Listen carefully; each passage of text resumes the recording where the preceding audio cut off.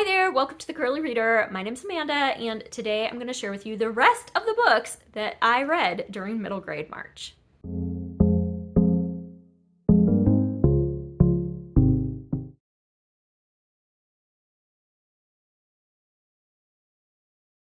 Okay, so we're going to start with my 4.5-star books. The first one, so 4.5-star for me, is real close to being like an all-time new favorite, but it was just missing something, right? Okay, so it's like I really liked it a lot, but it's probably not a new favorite for me. So that's these books. So the first of which is Breaking Stalin's Nose by Eugene Yelchin. So we got talking during one of our Wednesday night lives during the month of March. Me and Katie and Krista, Katie, Krista, and I all hosted lives every Wednesday. And during one of those lives, we were talking about books set in Ukraine, I think, or in the Soviet Union. I don't know. I think Katie was talking about how she wanted to read Eugene Yelchin's newest book. Anyway, I digress. We got to talking. I brought this one up because I had it, and so I ended up reading it, and it was super good. This follows Sasha, who is 10 years old. He has grown up in the Soviet Union. He has been reciting the Soviet, what is it called? The Young Pioneers, the laws of the Soviet Young Pioneers since he was 6 years old. And now that it is time for him to finally like take the pledge and join the Young Pioneers, he's really questioning why. Why am I doing this? Do I really want to be doing this? I don't know. So it's just like kind of an exploration of that. It is a very, very fast read. It is illustrated throughout with a lot of pictures. And it was so good. I really enjoyed it. So that one got 4.5 stars. All right, and then the next one that I read that is 4.5 stars and fits the more than 5 word prompt is The Benefits of Being an Octopus by Anne Braden. This is a book about a girl who's in middle school and just has to take on a lot of responsibility. Her mom is in a relationship with a man who is not super stable. She has multiple younger siblings, all from different dads, and her mom has kind of always been bouncing around, and she just has had to take on a lot at home, and so because of that, things at school kind of fall through the cracks. And so she finally has a teacher who really wants her to be on the debate team, and she's kind of trying to find her voice and be able to kind of speak up for herself. And it's fantastic. There is trigger warnings for domestic violence in here. Her, as well as she has a friend who deals with some of that as well. And the way that it is discussed is so good for kids to hear, like the importance of being able to go to trustworthy adults and speak up for yourself, but also understanding that some of these kids' parents may not want to advocate for themselves, not their kids, but for themselves. And so it's just a very difficult situation. The book was very nuanced, but very, very good as well. And I really, really enjoyed it. So that one got 4.5 stars. All right, and then the next one that I have here is Star's Child, a biographical constellation of Octavia Estelle Butler by E.B. Zaboy. I guess that would count for 5 words in the title, right? Oh, Benefits of Being an Octopus is also a contemporary, so there's that as well. All right, so yeah, this one, very, very short. This is one that just kind of sprung onto my TBR because I heard somebody else talk about it, and I was like, ooh, I need to read that. This is told in different poems as well as prose areas as well. I really, really like this. This is a very kind of trimmed down, basic story of Octavia E. Butler's life growing up during the Civil Rights Movement and during the space race, and how those two things really formed her writing and made her the breakout author that she was. She is the first Black female sci-fi writer that was well known, and she has such a voice within the sci-fi community now and is such a presence. And I really enjoyed getting to know a little bit more about her and how groundbreaking her work was, and how that kind of came to be a little bit more about her childhood and what inspired her to write in the first place. And so anyway, I highly suggest you pick this one up. It's tiny and so good. So 4.5 stars for that too. All right. Another one that is 5 or more words in the title is The Unsung Hero of Birdsong USA by Brenda Woods. This is a historical fiction that takes place shortly after World War II in South Carolina and follows, what is the guy's name? Gabriel, who just got a new bike for his birthday, goes to take it for a ride, and almost gets hit by a car. He is saved by, what is his name? Merriweather, who is an older Black gentleman. And so he decides he's going to try to get Merriweather a job at his dad's garage where he like works on cars and things like that. Throughout this book, we hear a lot about kind of the climate back then. There was a lot of racial things going on in South Carolina, and especially with Gabriel being a white boy and then his dad employing this Black gentleman. Not everybody was excited about that, but Gabriel and his dad really stand by Merriweather. There's also a lot of exploration and talk in here about Black World War II veterans and how they were treated, and I did not know some of these things, and it was appalling, and I kind of wanted to punch a wall because reading those things through the lens of today just makes me so infuriated. It just does, and so it's really difficult, but very powerful too. I really liked it, and also a short, quick read. So yeah, that one I really enjoyed. Okay, the next one that got 4.5 stars for me is a book in verse, and that is The Lost Language by Claudia Mills. This one is about a little girl, Betsy. I don't know why I just looked. Betsy, because her best friend's name is Liz. They're both Elizabeth. It's the cutest thing. Anyway, but Betsy's mom is a linguistics professor and studies dead languages. And so Betsy and Liz decide that they are going to try to save a dead language and learn the language and teach their friends to speak it and kind of help, because her mom is super stressed out at work and they want to try to alleviate some of that stress. But throughout the book, we really focus more on Betsy and her relationship with her mom. Her mom is dealing with some severe mental health issues, and Betsy does not know this at the time, and it really is just a book about that more so than the language thing, which I was not prepared for. There are some trigger warnings in here, so if you need that, look them up. I thought this was phenomenal. As someone who suffers from depression and anxiety, I thought that the messages in this book were really important for parents to know, that it is important to teach your children about your own mental health so that they are aware of what's going on. So one of the things that I specifically I really identified with her mom.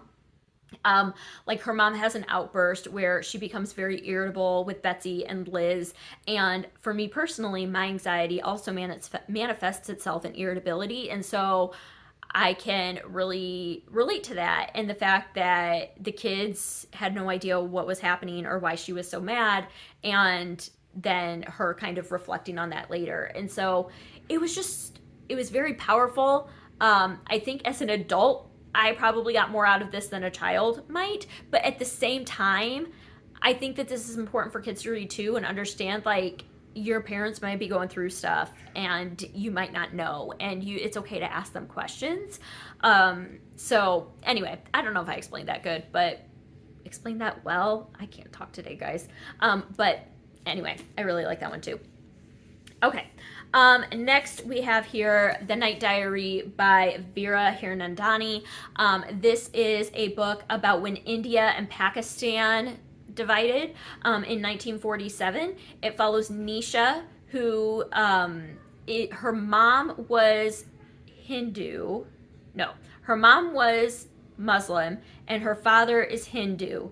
And so when they split, so when the British left, they decided to split, and they couldn't stay where they were at because Papa was Hindu. It was too dangerous to stay in Pakistan, so they had to go to the area like the new India. And it's kind of about their journey there. It was very dangerous. There was a lot of religious intolerance on both sides amongst each other, and so it was just very dangerous to kind of be anywhere, to be completely honest. And there was a lot of devastation. It was very, very heartbreaking. But this book is told in diary format, so letters to her deceased mother. Her mother has passed away. Her mother was Muslim. And so anyway, that is relevant in the book as well. It was very, very good and taught me about a time in history that I didn't really know anything about. Oh, and this one is Asian representation, and this one is a contemporary. So there's that. Woo, throwing books around. All right, and then next here I have Fish in a Tree by Linda Mullally Hunt. This is about a girl who is 12, I believe she's in 6th grade, and has dyslexia. And it's undiagnosed for a really long time. Her dad is in the military, he is deployed, and she has moved around a lot from school to school. Her mom works a full-time job, and things have just kind of fallen through the cracks.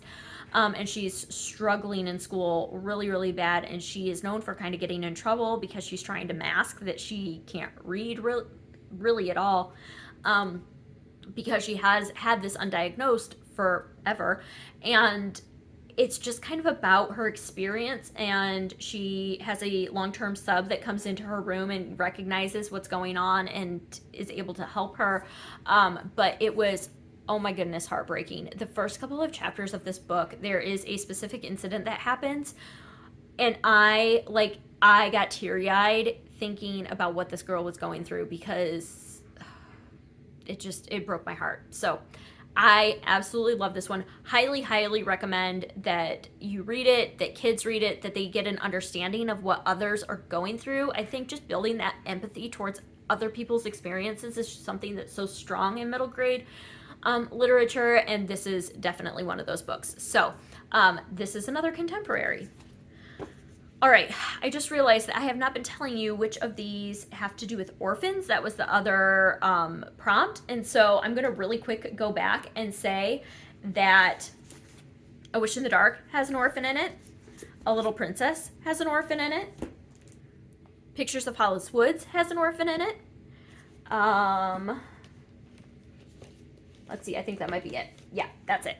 So anyway, those are my orphan books, because I just realized that I have not been telling you that. So trying to tell you which ones of these fit the middle grade March prompts. So the next 4.5-star book for me is another contemporary, and that is Genesis Begins Again by Alicia D. Williams.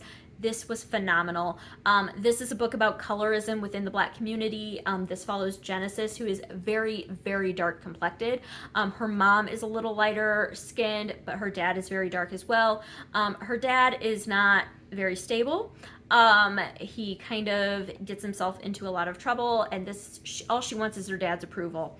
And this is really a book about her kind of coming to terms with her own skin. She tries a lot of different remedies and things like that to try to lighten her skin, and it's absolutely heartbreaking, but very inspiring as well. And so I think that this is definitely another one that is great to read about just some of the issues that face the Black community that I may not be aware of. And just like Just Right Jillian, this one is a little bit more like heavy than Just Right Jillian, because Just Right Jillian is more of like I call them like Ramona books. They're kind of younger, a little bit younger, geared toward younger kids. By younger, I mean like 9, not 12. Okay, so and a little bit more upbeat. This one is definitely a lot heavier, but just very educational for me, and so I really like this one too. So anyway, okay, now we are moving on to my 5-star reads. These for me are my new favorites. Like, these are all amazing books. I could find no fault in them. They were perfection for me, and they are some of my now all-time favorite books. I got there eventually, guys. The first one is Keeper of the Lost Cities by Shannon Messenger.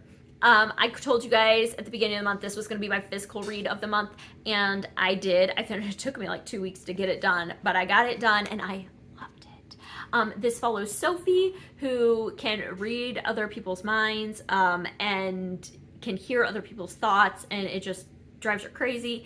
And then one day she finds out that she's actually an elf. She's not actually human, and so she has to go live in the elf world in the Lost Cities.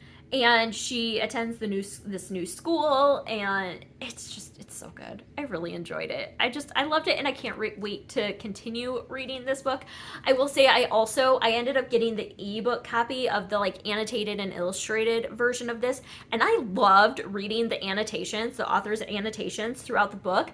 Added so much to the reading experience for me, and so like that's something that I look for now, is annotated books that are annotated by the author. I just think it was such a fun experience. So anyway, I really, really loved this as a new fantasy series, and I'm really hoping that I stick with it and keep reading it. All right, another series that I started and loved is Ghost by Jason Reynolds. This is so good. This is the first in the track series.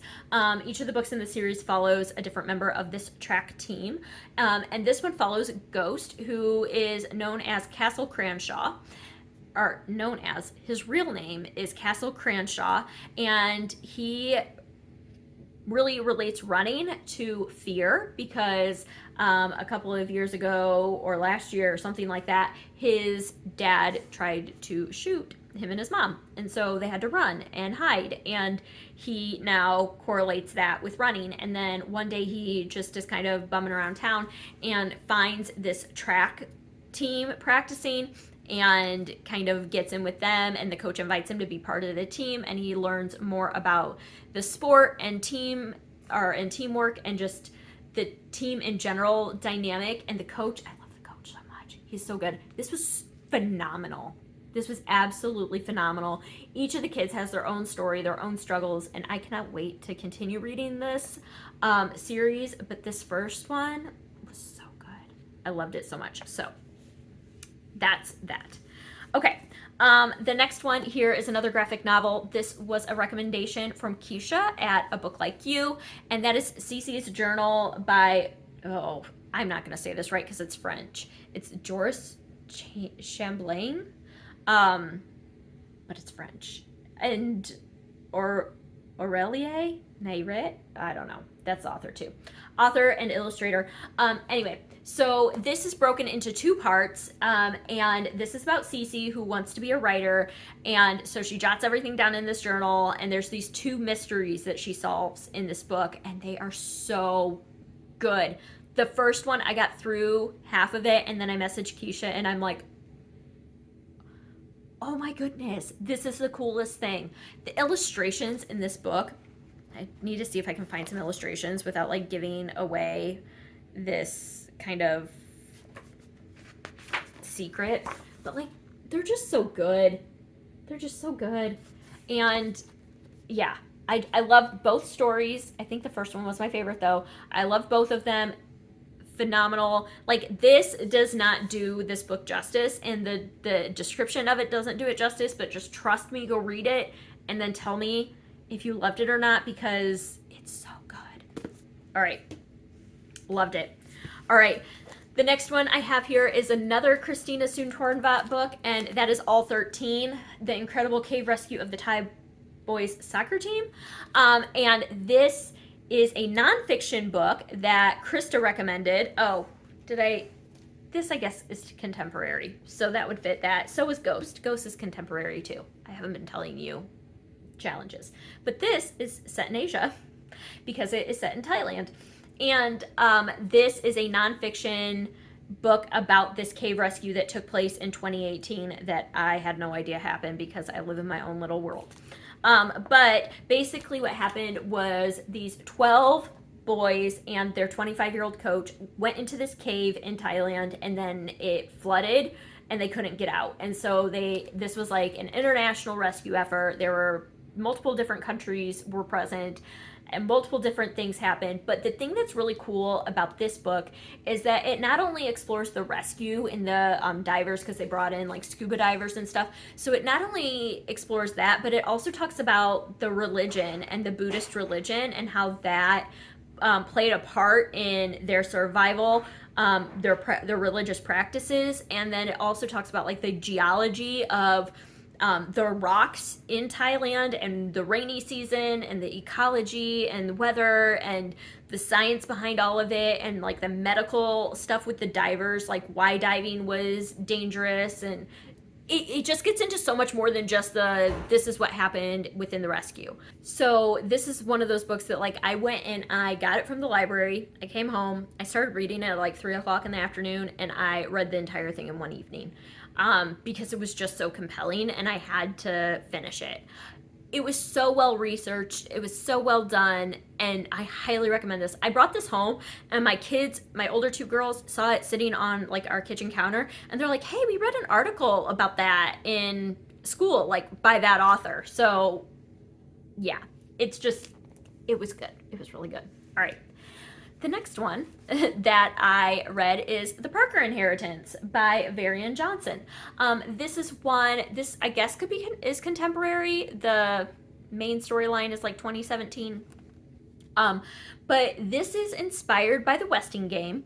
There's a lot of mention of the Westing game in here. It is a mystery, and it is a historical kind of contemporary mystery about historical things, I guess you could say. But this follows, what is her name? Candace, who is living in her grandma's house in Lambert, South Carolina for the summer. Her house in Atlanta is having some renovations done, and so her and her mom are staying in Lambert, South Carolina for the summer in her grandma's old house. Her grandmother has passed away. But about 10 years earlier, her grandma had gotten in some trouble. She was the city planner in town, and then she started doing some things, and she ended up getting fired. And so she kind of wants to look into this a little bit. And then when she's kind of exploring, looking for things, she finds a letter set aside for her that is her grandmother's. And it basically is to her grandmother from this mysterious person that basically says, I have like $40 million hidden in this town, and if you solve these riddles and find my treasure, then you get a tenth of it, and the rest of it goes toward the town. And so her and her little neighbor friend decide that they're going to try to find this treasure. So meanwhile, they're also trying to figure out like why her grandma was getting in trouble for this. So her and her friend start kind of digging into this, trying to figure this mystery out and researching some of the town's past. As they do that and they start unraveling some things, we also get flashback stories of the people that they are finding out about in the past. So we get those perspectives in the past from the people that they are learning about. Hopefully that makes sense. So there's a lot of back and forth. It is so good. Like, it is so intricately woven. It is so well done. I love the historical timeline of this. Was so good. It talks about South Carolina in the 1950s. I mean, it's a pretty crazy time. And it was just, I loved it. I loved this book so much.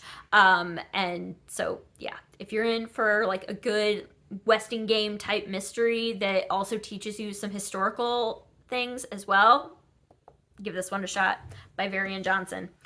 And then probably my favorite read of the month is another one that fits the 5 words in the title prompt, and that is When the World Was Ours by Liz Kessler. I knew I was going to love this book. I've heard nothing but amazing rave reviews of this book. This is definitely a higher end middle grade, like 6th grade, I would say, book. But this follows 3 kids in Vienna, Austria, right before World War II really gets into effect. 1936, Vienna, Austria. These 3 kids, Leo, Elsa, and Max, are spending the day together. It is one of their 9th birthdays, and they're all best friends. They spend the day together, and then it just kind of goes from there. And it follows all 3 of these kids from their point of view, in like alternating chapters sort of thing, throughout the entire war. Leo and Elsa are both Jewish. Max is Austrian. His dad is kind of into the SS and really kind of getting into that mindset. And so then Elsa and Leo are both Jewish, and it's kind of about how their families handle things differently and how Max's father's beliefs kind of affect him. It was so good. It does go throughout the entire war, and when it ends, they're like 17, 18 years old, so that's why I say it's a little higher end middle grade. It is shelved in the middle grade section at my library. It is a middle grade book. Nothing violent is on the page, but it is definitely implied. There's very heartbreaking things that happen in this book. I was shook by some of it. My jaw was on the floor. I was teary-eyed. I didn't sob, but I think if I would have been physically reading it, I probably would have. It was so good. If you were into historical fiction, like even if you're not into middle grade historical fiction, like I would give this one a shot because it was so phenomenally done. Phenomenally, whatever. It was phenomenal. I don't know what I'm saying. All right, so that's it. Those are all of the books that I read during middle grade March. I will link down below the video of my 3 and 4 star rated books, so be sure to go check that out. And let me know, have you read any of these books? Or any of these my new favorites your favorites? Do you love them? Do you hate them? Let me know all of that down below, and that's gonna do it for today. So I hope that you enjoyed this, and I hope that you stick around and subscribe, and until next time, see ya.